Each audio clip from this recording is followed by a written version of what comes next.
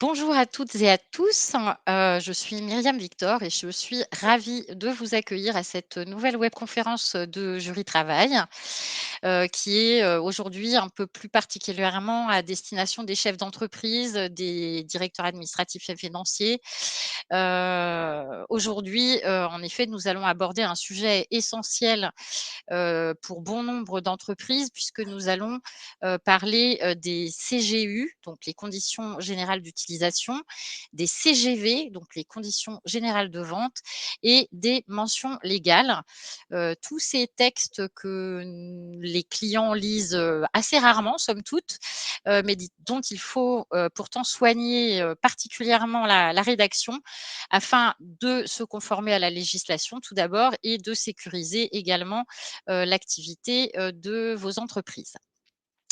Donc avant d'entamer cette, webconférence, quelques mots, pour, celles et ceux qui ne connaîtraient pas encore Jury Travail. Donc Jury Travail est le leader de l'information juridique en ligne. C'est tout d'abord un grand nombre d'articles, sur l'actualité, juridique, mais c'est surtout un abonnement, qui vous donne accès à une base documentaire, rédigée dans un langage qu'on a voulu, très clair. Cette base documentaire est composée de nombreux dossiers, mais également de, modèles de lettres, ou de contrats.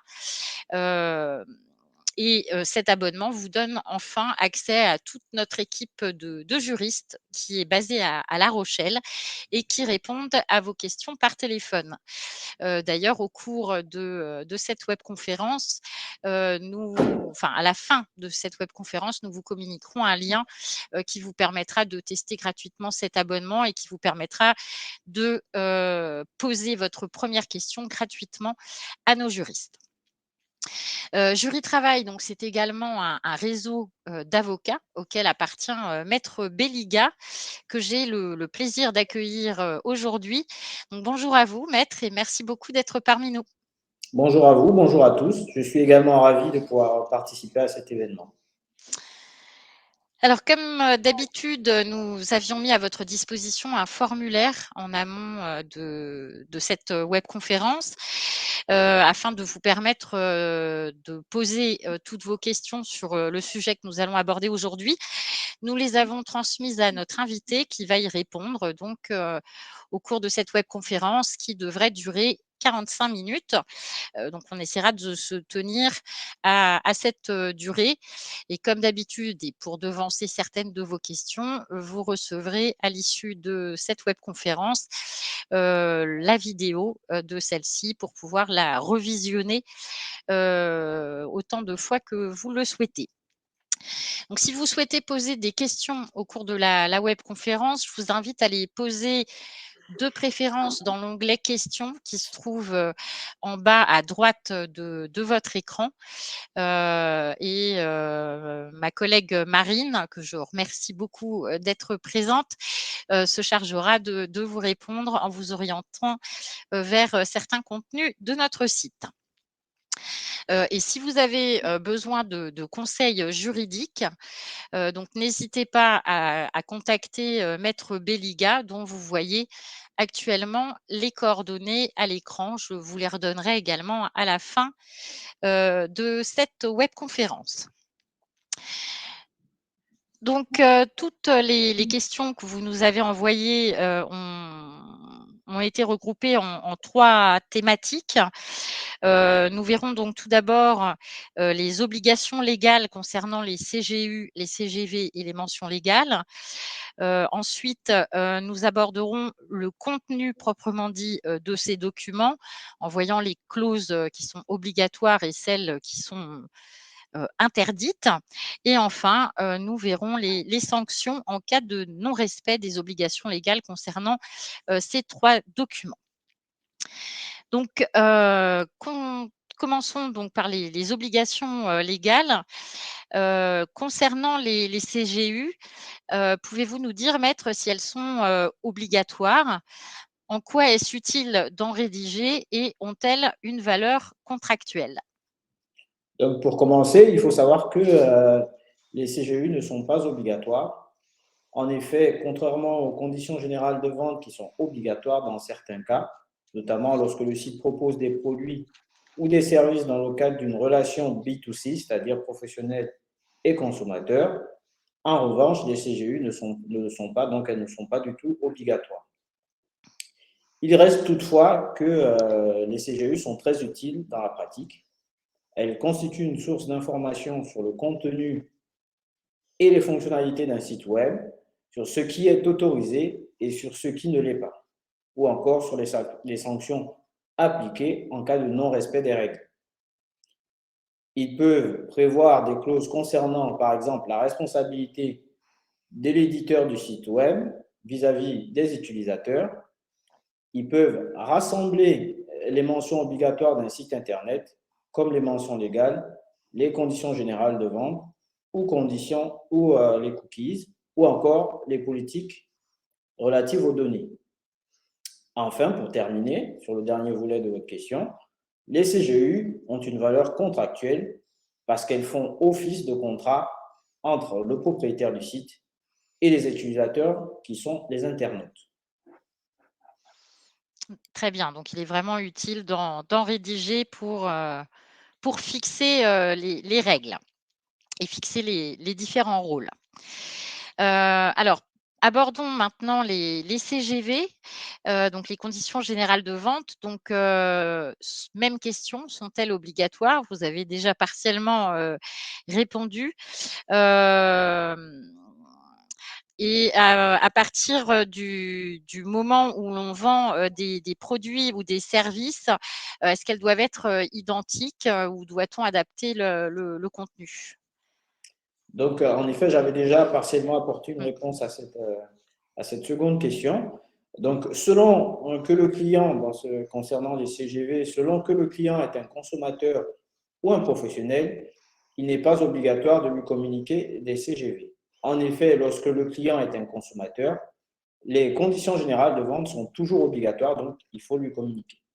À l'inverse, pour le professionnel, elles sont uniquement obligatoires lorsqu'il en fait la demande, c'est-à-dire lorsque le professionnel fait la demande et exige que vous lui transmettiez des conditions générales de vente. Néanmoins, dans tous les cas, il est toujours nécessaire d'établir des conditions générales de vente car elles visent à encadrer les relations contractuelles entre un professionnel et ses clients. En effet, les conditions générales de vente informent le client consommateur ou même professionnel sur les conditions de vente ou de service avant toute transaction. Elles constituent de ce fait un socle de négociation pour les parties qui peuvent ainsi adapter les différentes clauses aux particularités de leur situation. D'accord, très bien, merci beaucoup. Alors, pour un site, d'e-commerce, donc vous avez précisé donc que les CGU étaient fortement recommandés, que les CGV, à partir du moment où on s'adressait à des particuliers, étaient obligatoires. Doit-on les rédiger ces 2 documents de manière distincte ou, peuvent-elles constituer un seul et même, document? En règle générale, pour un site d'e-commerce, bien qu'il ne soit pas obligatoire de rédiger des CGU à part et distincts des CGV, il est plus lisible de rédiger des CGU distincts des CGV. C'est ce qu'on retrouve en général dans la majorité des sites Internet qui mettent à la disposition des clients à la fois des CGV et des CGU distincts pour éviter de les confondre. Très bien, merci beaucoup. Alors parlons, maintenant des mentions, légales. À quelles entreprises s'applique, l'obligation de les publier et où, doit-on, les publier? C'est pareil. Peuvent-elles être inscrites, enfin insérées au CGU et CGV? Doivent-elles être forcément distinctes? Donc, une rigueur doit également être adoptée s'agissant des mentions légales qui s'appliquent à toutes les entreprises faisant usage d'un site Internet, donc, que ce soit une société ou une entreprise au sens large, exerçant une activité commerciale, artisanale ou industrielle, une association, une plateforme d'e-commerce par exemple, voire également un simple forum de discussion ou d'un blog personnel. Il faut en effet faire mentionner les mentions légales au sein du site. Aussi, il importe que ces informations soient faciles d'accès, c'est-à-dire qu'il est recommandé de les faire figurer sur la page d'accueil du site Internet pour qu'elles soient plus facilement visibles des internautes. Oui, on les trouve également assez fréquemment présentes dans les liens, des footers, donc les parties basses de toutes les pages du site ou la barre, de navigation, principale. L'essentiel étant qu'effectivement les internautes, puissent y accéder, très facilement et qu'elles ne soient pas cachées, au fin fond du site. Alors, concernant le contenu, de ces documents maintenant, quel est le contenu type, des conditions générales, d'utilisation? Et quels conseils pratiques concernant leur rédaction pourriez-vous donner à nos internautes? Existe-t-il des clauses interdites dans ces CGU? Donc, s'agissant du contenu type des conditions générales d'utilisation, elles contiennent en général des clauses relatives à l'objet, aux mentions légales, à l'accès du site, à la collecte des données, à la propriété intellectuelle, à la responsabilité, aux liens hypertextes, aux cookies, à la durée du contrat, à la publication par l'utilisateur, aux droits applicables et à la juridiction compétente en cas de litige. S'agissant des CGU, dans ce même cadre, il n'y a pas à proprement parler de clauses interdites. Toutefois, il convient d'éviter d'inclure des clauses abusives qui pourraient être sanctionnées au titre d'un déséquilibre significatif. De plus, il convient de ne pas confondre au sein de la rédaction des CGU le contenu des CGU et le contenu des CGV. Il convient également d'éviter de plagier les CGU d'un autre site Internet, de mettre des CGU en évidence pour qu'elles soient plus facilement accessibles aux navigateurs et enfin de faire accepter les CGU par les internautes à chaque fois. Très bien, oui, et on reparlera de l'acceptation un petit peu plus tard.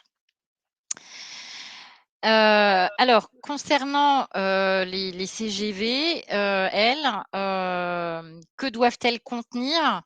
Bon, on a bien compris qu'il y avait une distinction à faire entre les particuliers et les professionnels. Leur contenu est-il différent? Est-ce que le contenu est identique si l'on vend des biens ou si l'on vend des services? Et dans le même ordre d'idée, une question, qui nous a été envoyée par l'un de nos internautes, également. Il travaille dans une société, qui vend à la fois, des biens, mais également des formations, donc des services.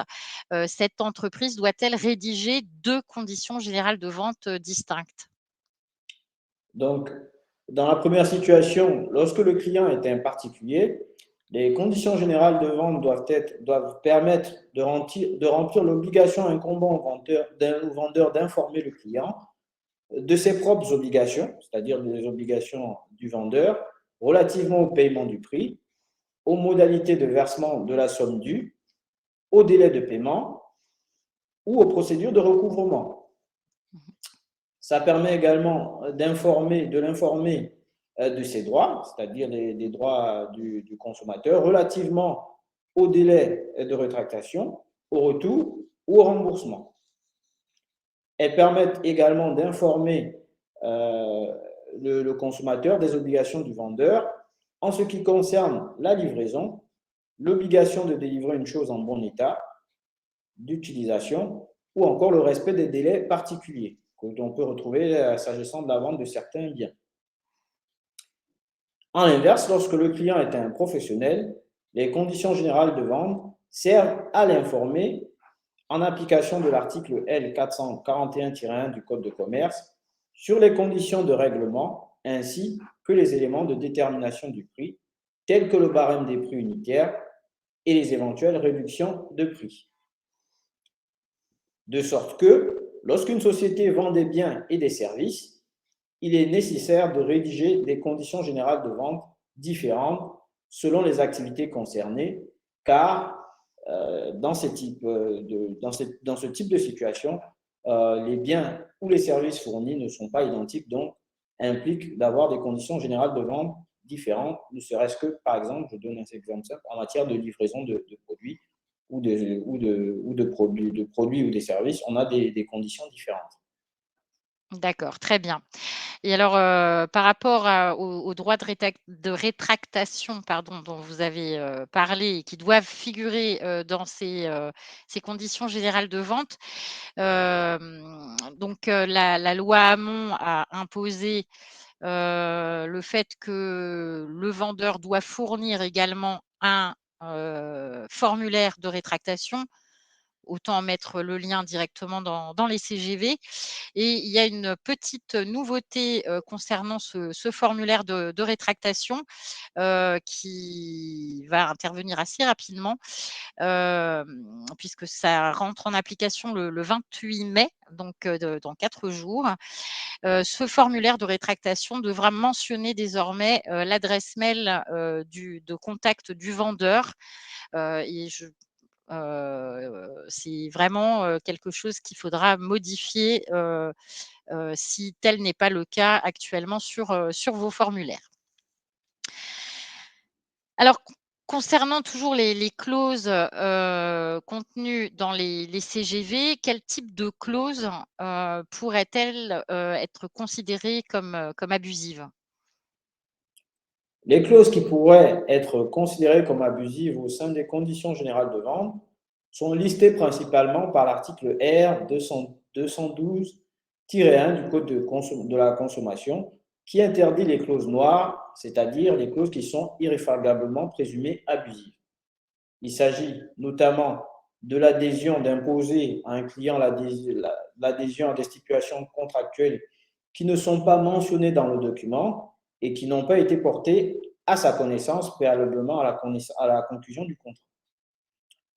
Il s'agit ensuite des clauses relatives à la restriction des obligations du vendeur, de l'autorisation du vendeur de modifier unilatéralement la durée du contrat, ou les caractéristiques du produit ainsi que le prix. Le droit exclusif du vendeur de déterminer si le bien est livré ou le service est exécuté conformément aux stipulations du contrat. La contrainte du client à exécuter ses obligations sans que le vendeur n'exécute les siennes. La suppression ou la réduction du droit à réparation du client en cas de manquement du vendeur aux obligations qui lui incombent. L'interdiction du client de demander la résiliation du contrat en cas d'inexécution par le vendeur de ses obligations. L'attribution au vendeur d'un droit unilatéral de résilier discrétionnairement le contrat. Le droit de rétention des sommes versées pour les prestations non encore réalisées en cas de résiliation du contrat. De même, dans le cadre d'un contrat à durée indéterminée, l'application d'un délai de préavis plus long en cas de résiliation. Par ailleurs, dans le cadre d'un contrat à durée indéterminée, l'obligation du consommateur de verser une indemnité en cas de résiliation est également interdite. Enfin, pour finir, le transfert de la charge de la preuve du vendeur vers le client est également prescrit par les dispositions du Code de la consommation. Très bien, c'est toujours au vendeur donc, de prouver qu'il a, bel et bien, livré son produit ou accompli le service qu'il vendait. Effectivement. Alors une question un petit peu, particulière qui nous a été envoyée, qui est très proche de notre thème et en même temps un peu éloignée puisqu'on parle, on va parler de conditions générales d'achat puisque, enfin, parmi les entreprises, il y a des acheteurs, qui achètent de nombreux biens à de nombreux vendeurs. Donc eux aussi ont intérêt à encadrer ces transactions en rédigeant, des, conditions générales d'achat. Et donc, une question qui nous a été envoyée, donc un acheteur professionnel fait signer des conditions générales, d'achat à tous ses vendeurs au moment, de passer sa commande.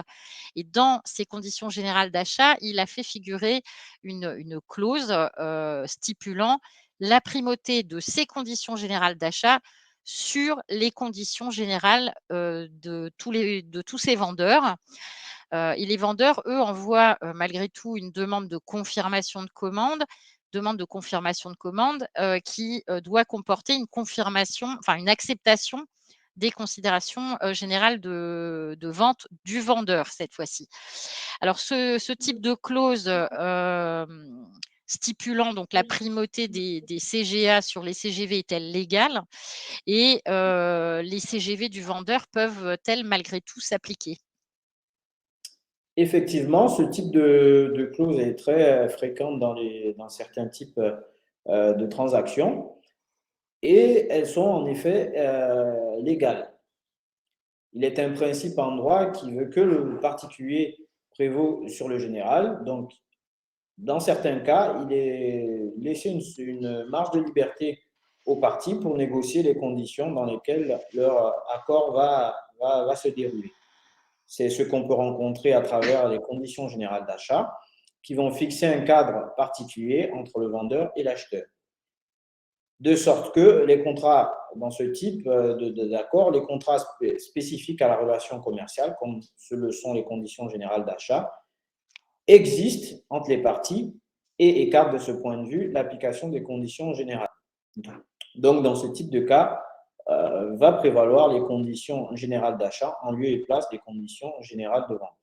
Donc, en effet, dans ce type d'accord est parfaitement valable et applicable. D'accord, très bien, merci, beaucoup. Alors une petite question qui nous a été envoyée par Annick sur le formulaire de rétractation. Est-il obligatoire dans le cas de vente de services, par exemple une vente de formation, ou est-ce réservé, exclusivement à, des ventes de biens physiques?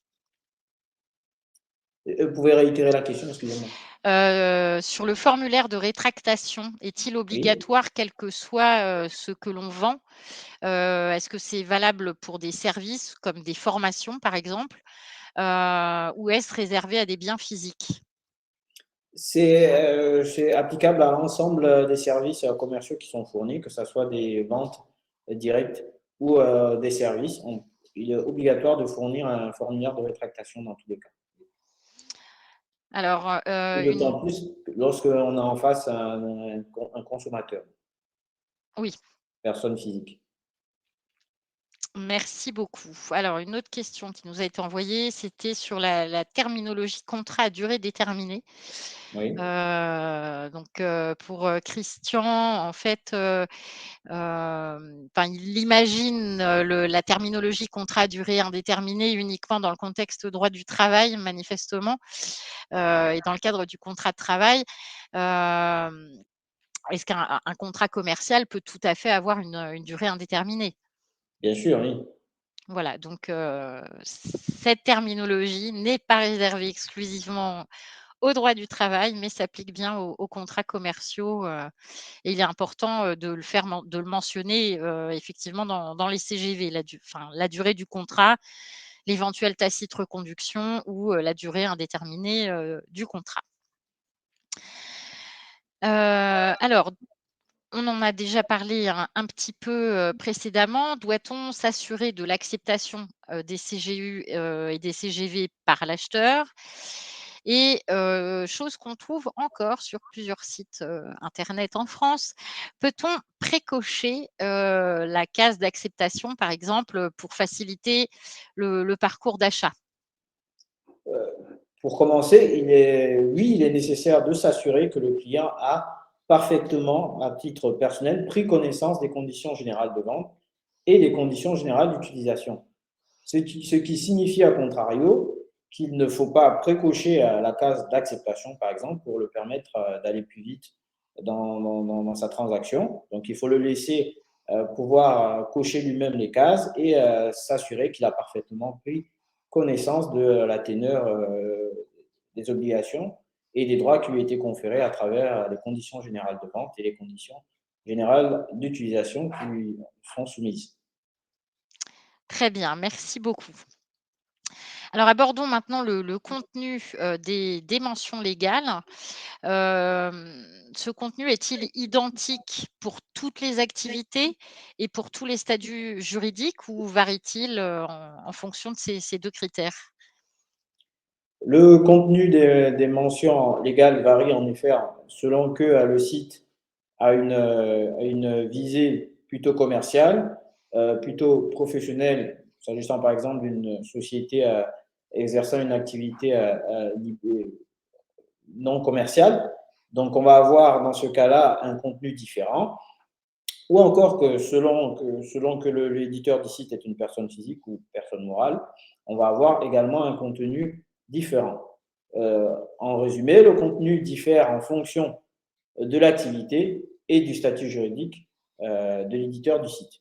Donc, le contenu varie en fonction des cas. Pour évoquer simplement ce point-là, ainsi, leur rédaction doit être effectuée, ne doit pas être effectuée à la légère et une rigueur particulière doit être accordée à la rédaction des mentions légales. Très bien. Alors maintenant, parlons un peu de la mise à jour de ces documents. Quand doit-on mettre à jour, tous ces documents? Dans quelles circonstances? On peut mettre à jour l'ensemble de ces documents dans diverses situations, notamment en cas d'évolution des conditions de vente sur un site Internet ou en cas de modification des délais, par exemple, de livraison. Il est nécessaire de l'indiquer au sein des conditions générales de vente lorsqu'on a affaire à une vente physique ou lorsqu'on procède à travers un site Internet et que certaines conditions de vente des transactions intervenant sur le site Internet sont modifiées, notamment en cas de changement dans le type de produit commercialisé, il est nécessaire de modifier les conditions générales d'utilisation. Cela vaut également pour les mentions légales. En cas, par exemple, de changement de statut d'une société ou de transformation, il est nécessaire de mettre à jour les mentions légales aussi dans ce cas-là. Donc, vous avez, on a de diverses situations qui peuvent conduire à modifier l'ensemble de ces informations qu'il est nécessaire à chaque fois de mettre à jour. Et du coup, techniquement, ça implique également que, vous loguiez à chaque fois, enfin que vous nommiez les différentes versions de vos CGV, de vos CGU, que les clients ont accepté, en allant sur votre site et que vous loguiez, en base, tel client, tel jour a accepté la version 1, la version 2 ou la version 3 de mes CGU ou de mes CGV. En cas de litige, comme, vous le rappelait, maître Belliga tout à l'heure, la charge de la preuve est toujours du côté du vendeur, donc c'est à vous de prouver la version, des documents qu'ont accepté, les utilisateurs. Alors une autre question qui nous a été envoyée, alors, que je regarde, la mise en place d'une, charte. Alors c'est pas précisé, quel type de charte, de quel type de charte il s'agit. Nécessite-t-elle une mise à jour des CGV? Je pense que oui, enfin vous pouvez, la mettre en avant au sein des CGV ou même plus précisément s'il s'agit d'une charte, au sein des CGU. Vous êtes d'accord avec ceci, maître?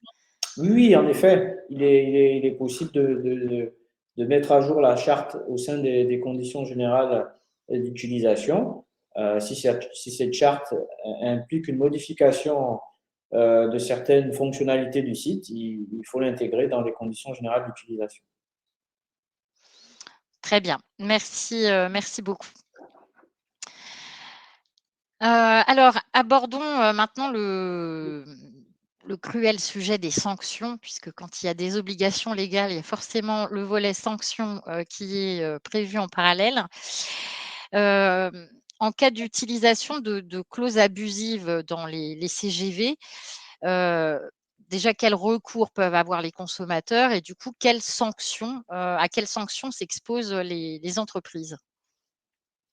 Donc, les consommateurs sont principalement protégés s'agissant des clauses réputées abusives intégrées dans les CGV au titre de la sanction du déséquilibre significatif. qui est intégré dans les dispositions du Code de la consommation et les dispositions du Code civil, mais c'est les dispositions du Code de la consommation lorsque est en jeu un conflit entre un professionnel et un consommateur qui ont vocation à s'appliquer. Donc concrètement, lorsqu'une clause réputée abusive est intégrée dans les conditions en général de vente, elle est réputée non écrite, c'est-à-dire que la clause, les conditions générales de vente dans leur entièreté demeurent. Seule est écartée la clause réputée abusive, c'est-à-dire qu'elle est réputée non écrite et elle n'aura pas vocation à s'appliquer. D'accord, très bien. Et quelles sont les sanctions encourues, si on nommait des clauses obligatoires, au sein des CGV? Les sanctions en cas d'omission d'une clause obligatoire ne sont pas identiques, donc parce que l'importance de chacune des clauses est différente. Elle concerne notamment une différence s'instaure entre la vente ou les prestations de services à destination d'un professionnel ou d'un particulier.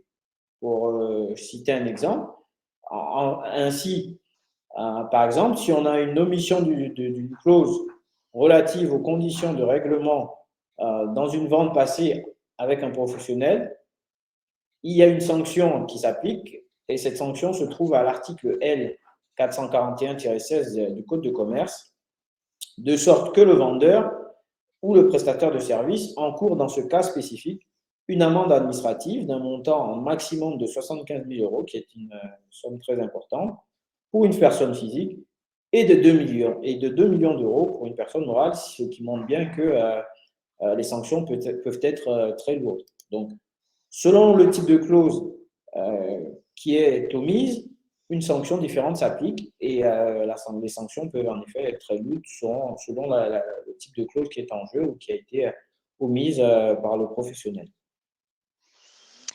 Très bien. Alors, dans les clauses obligatoires, bon, il y a l'usage qui est fait par le site, des données personnelles, collectées. Hem, et si l'on oublie, cette partie-là, dans l'un des documents, que ce soit les CGU, ou les CGV, ou les mentions légales d'ailleurs, quelles sont les sanctions encourues? C'est principalement des poursuites judiciaires pour violation des données personnelles, conformément à ce qui est prévu en matière de respect du RGT et du RGPD, qui est de rigueur. Dans ce cadre-là, on a notamment une institution qui est chargée de veiller au respect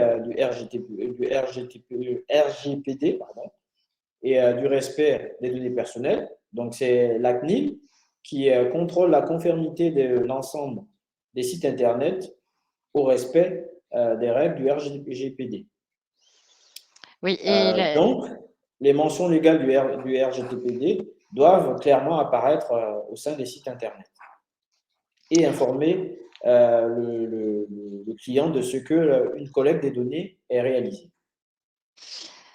oui, tout à fait et la CNIL, a annoncé, dans son dernier rapport qui a été publié, je crois, la semaine dernière ou la semaine d'avant, qu'ils allaient, hem, accorder une attention vraiment toute particulière, sur ces points-là pour les sites, internet et les applications, mobiles également.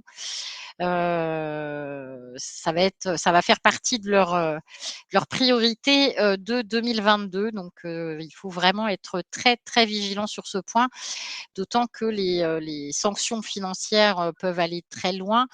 Si mes souvenirs sont bons, c'est 4 du chiffre d'affaires, mondial du groupe, donc ça peut, recouvrir des montants vraiment, très importants.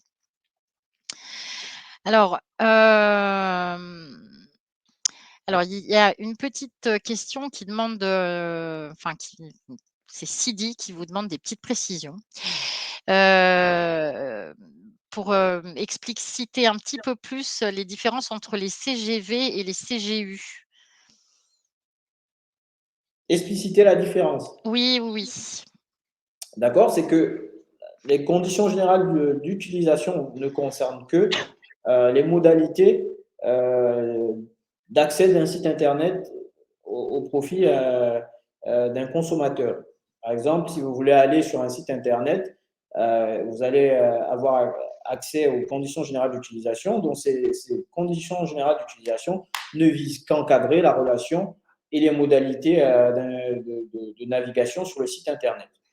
Les conditions générales de vente, elles, sont beaucoup plus circonstanciées, c'est-à-dire qu'elles concernent et encadrent uniquement la relation de vente ou la relation commerciale qu'il y aura entre le vendeur et une personne physique. Donc, on a dans un premier temps, pour les conditions générales d'utilisation, un rapport uniquement lié à un site Internet, alors que les conditions générales de vente, elles, encadrent uniquement le rapport commercial, industriel ou libéral qui s'instaure entre le consommateur et le professionnel ou le professionnel et un autre professionnel. Oui, c'est vraiment deux documents, bien distincts. Par exemple, dans les CGU, on peut demander à l'utilisateur de ne pas plagier le site, enfin, puisqu'il y a tout le volet sur la propriété intellectuelle. Les CGV, comme leur nom l'indique, ça fixe vraiment, la transaction financière de la vente, et c'est régi essentiellement par le droit de la consommation, c'est bien ça? C'est ça, le droit de la consommation, lorsque est en jeu un Un particulier? particulier à Mmh. l'égard d'un professionnel, et le droit commercial, le code de commerce, lorsque sont en relation deux professionnels. Donc là, c'est le code de la consommation qui s'applique. Très bien. Alors, une question de Laurine. Si un site vend, 2 types de produits, un produit, fait main et des produits achetés chez un fournisseur externe, doit-il y avoir 2 CGV différentes? Il est possible, après, si toutes les conditions, par exemple, je vous donne un exemple, en cas, si les modalités de livraison, de rétractation sont identiques, on peut prévoir dans ce cas-là des conditions générales de vente identiques. Toutefois, si les modalités à la fois de présentation des caractéristiques du bien, de livraison, de prix ou encore de transfert de propriété, ou dernier exemple, s'agissant les garanties légales de vice caché ou de conformité sont distinctes selon que vous vendez ces deux types de produits, alors il convient dans ce cas-là de faire des conditions générales d'utilisation, de vente, pardon, distinctes.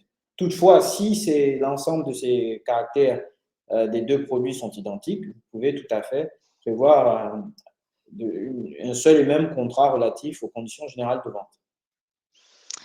Alors, là, les questions fusent en ce moment. Alors, une question, mais je crois que vous l'aviez déjà abordée au début de la conférence. Sur un simple blog, faut-il y av enfin, doit-il y avoir des CGU? Oui, également, c'est applicable sur l'ensemble des supports utilisant un site Internet. Alors c'est pas on rappelle que les CGU ne sont pas obligatoires, mais c'est Oui, elles ne sont pas recommandé pour obligatoires, vous n'êtes pas éviter obligé de le les avoir, mais elles plagiat, peuvent également figurer sur un. donc quel que soit le site internet, vous êtes en droit de mettre des CGU. Mais ce n'est pas obligatoire, donc après, libre à vous, de le faire ou pas. Alors une question, de Marianne. Les CGU, CGV sont-elles obligatoires pour une plateforme de mise en relation entre différents loueurs et un particulier? Oui, c'est obligatoire, oui, en plus, un particulier, donc c'est à destination d'un consommateur personne physique. Donc, dans ce cas-là, comme on l'a dit précédemment, les conditions générales d'utilisation du site Internet ne sont pas obligatoires, mais vous pouvez quand même les prévoir sur le site Internet. Par contre, il est obligatoire de prévoir des conditions générales de vente qui doivent obligatoirement être transmises au consommateur, qui est en l'occurrence le client.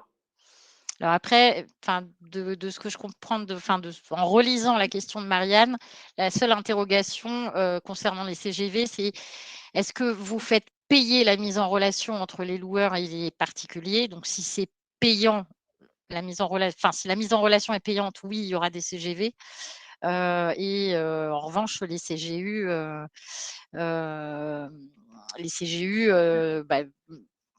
sont quand même vivement recommandés dans ce genre de circonstances, puisque vous pouvez intervenir comme un tiers au niveau de la mise en relation, et ça peut vous mettre en danger si le contact entre les loueurs et le particulier ne se passe pas très bien au final. Alors, on va prendre une dernière question. Alors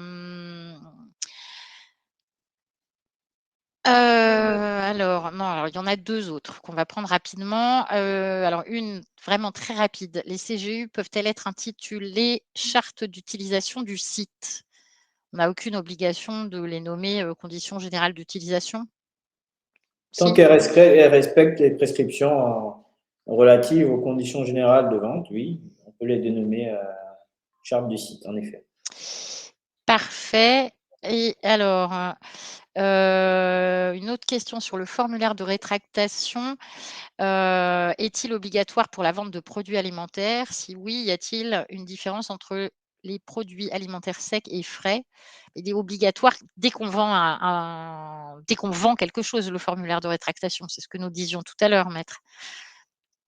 Oui, oui, dès l'instant où on commercialise quelque chose ou qu'on exerce une activité commerciale, industrielle ou artisanale, il est nécessaire de prévoir, lorsque cette activité ou cette vente est à destination d'un particulier ou d'un professionnel, il est nécessaire et obligatoire de prévoir des conditions générales de vente qui Et doivent et être adressées à ce client. et quant à savoir s'il doit y avoir une différence entre les produits, j'ai envie enfin, en fonction des produits vendus, j'ai envie de dire, c'est un peu, libre à vous. Si votre process de rétractation et de retour de produits est différent, oui, il faudra un formulaire de rétractation pour chaque cas. Si le process de restitution du produit est identique, il n'est pas nécessaire d'avoir 2 formulaires différents. Vous êtes d'accord, Exactement. avec cela? Très bien.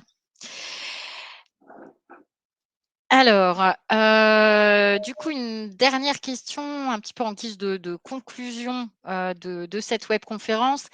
Si vous aviez 5 ou 6 conseils essentiels à donner à nos internautes, au sujet de la rédaction de ces 3 documents, donc les conditions générales d'utilisation, les conditions générales de vente et les mentions légales, quels seraient-ils? Le premier conseil que je pourrais donner, c'est que ces clauses ou ces documents doivent être apparents, notamment qu'ils sont présents dans un site internet. Donc, on l'a dit pour les conditions générales d'utilisation qui doivent apparaître en page d'accueil. Il faut que ces documents soient apparents, c'est là le premier conseil.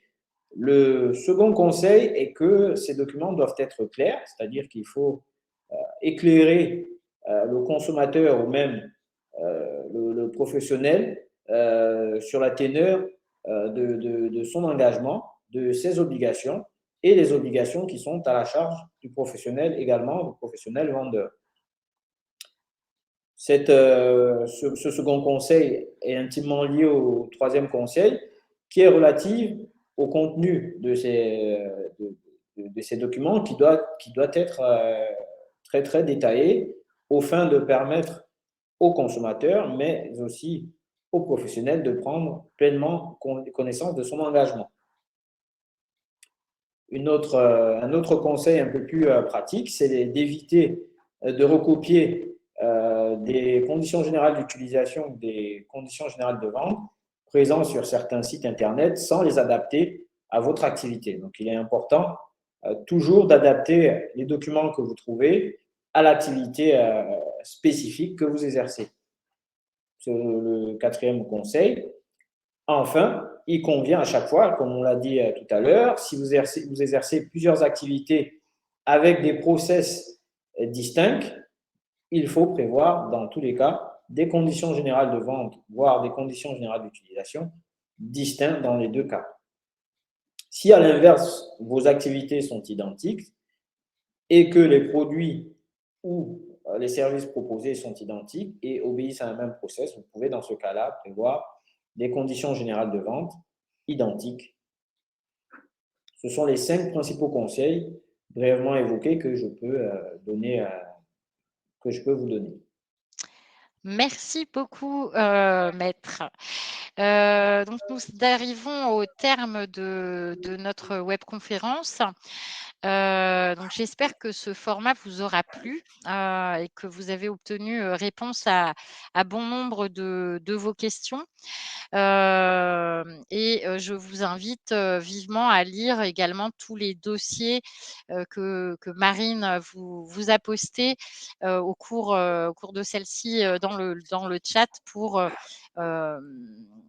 avoir, accès à éventuellement des informations complémentaires. Donc n'hésitez pas à contacter, maître Belliga, dont je remets donc les coordonnées à l'écran pour tout conseil, juridique. Alors petite, oui, petite, question de ma part, chez Jury Travail, donc nous attachons beaucoup d'importance à ces webconférences et surtout à vous satisfaire, quant à leur contenu. Donc ma collègue, Marine va vous transmettre un lien qui va vous permettre de donner, votre avis, sur cette webconférence et ça pourra nous aider, à, faire évoluer éventuellement, ce format à l'avenir.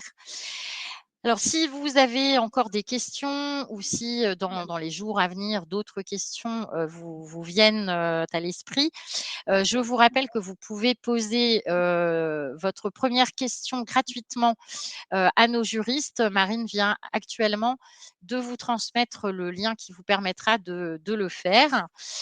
Et enfin, je vous donne rendez-vous pour notre prochaine, webconférence, qui aura lieu le 7 juin. Donc à 14 h comme, aujourd'hui. Elle aura lieu 2 jours après, la journée mondiale de l'environnement et c'est pourquoi nous avons souhaité aborder, donc le sujet de la RSE et plus, particulièrement donc le pilier environnemental de celle-ci, en vous donnant donc des pistes sur les éléments à mettre en place, à ce sujet. Donc cette webconférence s'adressera plus particulièrement aux chefs d'entreprise, aux RH, aux chargés RSE, mais également aux élus de CSE et délégués syndicaux puisque, il y a, des négociations sur, les sujets environnementaux, également à mener dans le dialogue social. Et au cours de cette webconférence, nous aurons le plaisir de retrouver, maître Vallier, avocat au barreau de Nice, qui était, précédemment, venu nous parler de la loi climat et résilience. Donc Marine vient de vous transmettre le lien, d'inscription, par chat. Venez nombreux et comme d'habitude, n'oubliez pas de nous transmettre vos questions. Donc merci beaucoup, maître Belliga. Merci encore d'avoir accepté, d'animer cette, webconférence avec moi. Je vous dis, au revoir et à bientôt. Je vous remercie également en vous souhaitant une bonne journée. Voilà, bonne journée à vous également et merci à vous tous, d'être venus encore aussi nombreux à cette webconférence. Je vous dis au revoir et à très bientôt. Bonne journée. Au revoir.